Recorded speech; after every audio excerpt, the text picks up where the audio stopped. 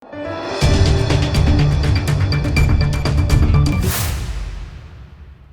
દર્શક મિત્રો, આપ જોઈ રહ્યા છો લોકમૈત્રી ન્યૂઝ. હું છું એન્કર અર્પિતા પટેલ. હવે જોઈએ અગત્યના સમાચાર.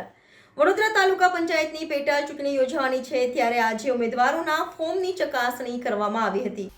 વડોદરા જિલ્લાની તાલુકા પંચાયતની પેટા ચૂંટણી 16 ફેબ્રુઆરીએ યોજાનારી છે. તેના ભાગરૂપે આજરોજ ચૂંટણી અધિકારી તાલુકા પંચાયત વડોદરા ગ્રામ્ય અને મામલતદાર વડોદરા ગ્રામ્યની અધ્યક્ષતામાં ફોર્મ ચકાસણી કરવામાં આવી હતી, જેમાં કોયલી, દશરથ અને નંદેશ્વરી 3 બેઠકો પર પેટા ચૂંટણી યોજવાની છે.